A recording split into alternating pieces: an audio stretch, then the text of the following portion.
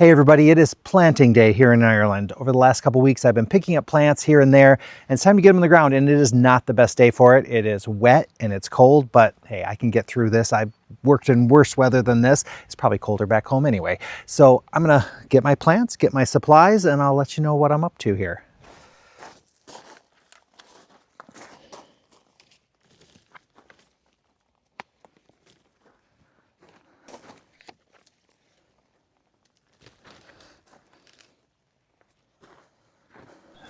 Before we talk about the plants, I want to talk about shovels because I've had the worst luck this year with shovels. This is the brand new one that Liam had bought me this winter. I was just working in the sunken garden, broke it, and I was not doing anything that was too excessive with it, so it should have held up, but no luck. So I have like part of a handle and a shovel here. Done with that one. Fortunately, my old one, which broke when I was shoveling snow here this winter, it's still long enough that I was able to use it for what I needed to do.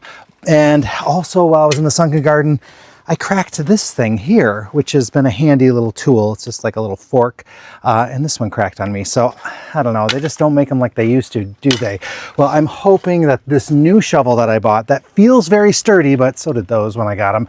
I want to try this one out. It's a little shorter, but I have one like this at home, and I do like this shape. I like having this handle that's like this. I've had really good luck with it. So hopefully this will do the trick and it's going to last me forever because, well, it doesn't have to last me forever. It just has to last me like, 10 years. Is that asking too much? I don't know. Anyway, I've got my shovel. Hopefully it works. Now for some plants. And the first plant I'm going to tell you about is, this is called a Strong Annabelle. Now, Annabelle is an arborescent hydrangea. We're very familiar with the Annabelle. The Strong Annabelle, which is produced by Proven Winners, I think is actually the European version of the Incrediball. So I think they just have a different name, or legally they can't call it that. These were on sale at the garden center. We went to the farm co-op the other day and they had all these hydrangeas on sale, and they had a lot of macrophyllus. I was so tempted, but I've had such bad luck with macrophyllus up here. Until I get a little farther along and practice a little bit more, or play with them a little more, I shouldn't say practice, just test them out a little bit more. I don't want to get more of those, but I was so tempted. So this one was like 14 euros, which I thought was a pretty good price considering they originally, 30. So what I want to do first, and this is what I would normally do back in Michigan. Now these still have green leaves. Normally I don't trim any of my hydrangeas until they've gone dormant and lost their leaves, but I think it's going to be fine if I do these now. And with arborescence, you can hack these right down, so you don't have to worry too much. And a lot of times you'll leave like 6 inches, but because these are kind of, the branches on them are very kind of wavy, and I don't know, they're not really upright or anything. I'm not too committed to keeping them in the shape that they are. So I think it's going to be better for me if I just cut them back quite a bit. And so you can see I just kind of cut them down. And all this is going to grow back new next year. Now, some years I do leave a little bit more. I bought 3 of these, and so I want to do that to all 3. This other plant I have, I keep calling it by the wrong name. Is it a Callicarpa? Callicanthus? No, it's not Callicanthus. I keep getting it wrong. I'll put the right one on the name. This is the one that had those really cool purple berries, like grape candy kind of berries. So I was really excited about that one. I'm not going to do any trimming on this because I don't know anything about this plant, and I think it's going to be just fine if I plant it as is.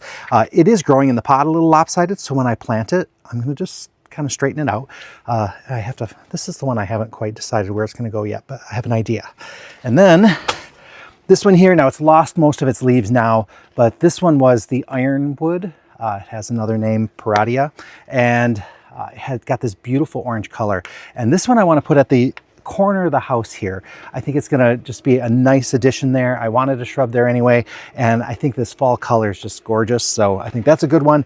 And then I couldn't resist getting a Senecio angel wings, and we sell this as an annual in Michigan. It's kind of a type of succulent, I think. This one got beat up last night though. It was really, really windy, and so it's lost a bunch of leaves, but this is a perennial here. At least it's been perennial. I've seen it as a perennial, so we'll see how it does. And then I should tell you about these snips. I lost these like last year sometime, and while I was cleaning out in the sunken garden, I found them. They need a desperate need of cleaning, but they're working. So very happy that I didn't have to use, I bought a new pair, but hey, if I can keep getting some use out of these, I'm going to do that. So now I'm going to finish trimming these and get them in the ground.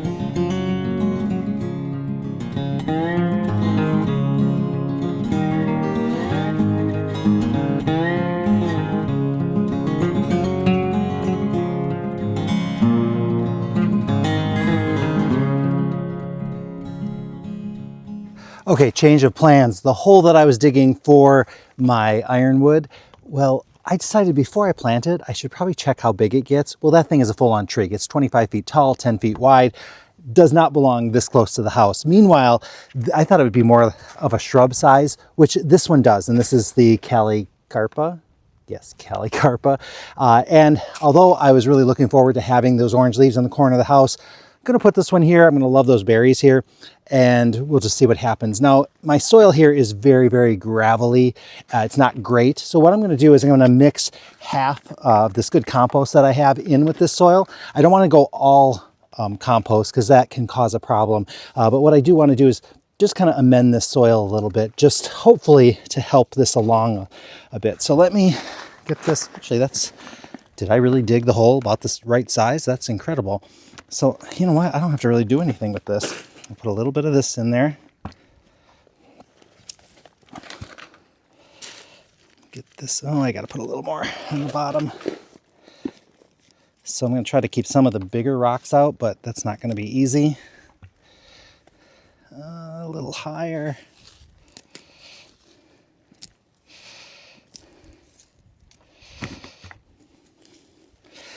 So these conditions for the soil might not be great for this plant. It might hold a little too much water. It might not drain properly, whatever. But it's worth a try, right? So that's what I'm going to do is just do a little bit of both of these tucked in here. I could mix them into this bucket here and just have my soil in there, but not doing it that way today.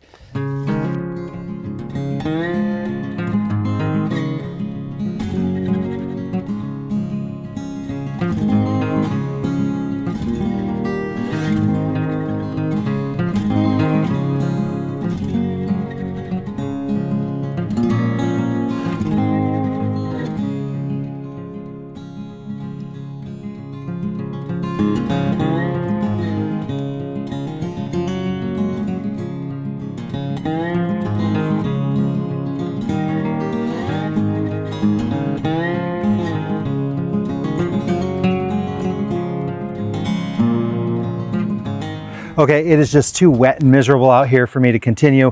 I need to get my camera dried off. My microphone, I don't even know if it's on. And I need to get in by the fire and just kind of warm up a little bit. So I'll get back to this a little later. Now I have some fuchsia down in the sunken garden, and it has really limey kind of colored leaves. This one has really kind of dark purpley leaves with nice kind of fuchsia colored stems. I thought, oh, this is like a nice contrast to that. And then the last thing is a weigela, or weigela. I thought this was a really nice looking one. It's got the variegated leaves and it was in bloom, which I thought was just, you know, I like the fact that I could see what the blooms looked like. I think they look great. This is a really nice looking one. Now I do have to watch because variegated leaves oftentimes will revert to a solid color. And if you start noticing that, you want to get in there and trim them off. I mean, it doesn't hurt the plant. They're still going to look good, but it could eventually turn all solid. So if you keep cutting out the branches that revert, they end up looking pretty good. So it's not quite as wet today, so hopefully I can get a little bit more done. I have been struggling with where to put that ironwood or Parrotia, I don't know how to pronounce it, but I think I found a place that I'm going to be happy with, at least in the short term. If I don't like it, I can always move it. And it's just up the hill there, kind of between the rhododendron and the hawthorn that's up there. There's actually more space than what you can see on the camera. And it's kind of strange for me to have to be thinking about something that big because I really did think it was going to be a shrub. I think down over there, I've got a spot where I'm going to put the fuchsia. I'm going to definitely have to use some landscape fabric because I got ivy around it. So until that takes off, I don't want the ivy choking it out. And then let's see, I haven't quite figured out where to put the weigela yet. I have a couple spots in mind, but we'll see. I was looking at that soil over there for the hydrangeas, and oh, that was so, like, it was gravelly and then it went right to clay. Fortunately, of all the hydrangeas, the arborescents tend to be a little more forgiving in clay soil, so fingers crossed. I'd hate to lose them just because they're in such a poor soil, but we'll see what happens. Anyway, I'm just trying to get stuff done right now, so I'm not able to completely think things through, but I'm doing the best I can. I have to confess, I am absolutely exhausted right now. Working in the rain and with this muddy soil, it like makes the job twice as hard, takes twice as long. So I'm pretty beat, but I did get everything except for the Senecio angel wings planted. So let me show you where I'm at with that, and hopefully everything does well. Let's go and look. So I'll take you back here behind the rhododendron. It's kind of a mess back here. I have compost piled up and, you know, all this kind of garbage, but I did clear out a spot. I'm not sure if this is the right spot for it or not, but this is where I put that, what do you call it? The ironwood. And I put down some landscape fabric. Hopefully that'll hold up.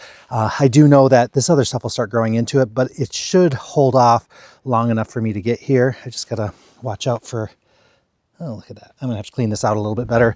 And hopefully I can also maybe get that cleared out a little farther away. I was just getting beat from the rain back here. Now we're gonna head back over to the other area. So down over here, I cleared out a spot for the fuchsia, and I thought this would be kind of a nice spot to put it because the ivy seems to be doing really well over here, and it's a lot of variegated leaves in here. And I thought that that dark leaf fuchsia would just be absolutely gorgeous. I did put landscape fabric around it, hoping that'll keep the ivy and the grass at bay long enough for me to be able to get back here and clean it out when I'm home, but we'll see how all that plays out. Now, there is a chance that this might compete eventually with the hawthorn tree if it gets too big. Hopefully that's not the case. I just keep picturing it as this cute little shrub, but it may become a giant bush or shrub or tree type thing. We'll wait and see. You never know with fuchsia here. So that's there. Now, as I'm so worried about these things taking over, I have to say some plants can handle it. This is a little tiny rose that every year comes out and blooms. I planted it like 10 years ago, and every year I forget it's even here. I need to give this thing some TLC because the fact that it is still going with all of this abuse, it needs me to give it some care. Now, if I head on over to this side, I'm going to show you the weigela. So here it is. I think this is going to be a pretty good spot. We've got the wall here. I'm hoping it kind of cascades over. I was hoping to set it back just a little bit farther away from the edge, but because this is such a steep slope, I kind of had to cut in. So this is where it's at. I think, this is going to be quite beautiful as long as it takes. And let's head back up over there and we'll take a look at the other things I planted. So we'll see how this does here. I keep this brick here only because I have a hose that needs to come around. I have like one of those post things I'm going to put on the corner here to hopefully detour the hose so it doesn't keep pushing on the trunk here. Thrilled about the fact that these euonymus are doing much better here than they did down below. So I mean, all of them except for the one on the end took, so that's a good sign. Now here are the arborescent hydrangeas. They call them Strong Annabelles, which I think are Incrediballs. I don't know if here it was a good idea to cut them back, but I know back home they lose all their leaves, so I'm figuring cutting them back wasn't too big of a deal, fingers crossed. And I put the 3 of them. Hopefully they do well. This soil was so rocky and gravelly and then clay underneath. It was just a mess, but we'll see what happens.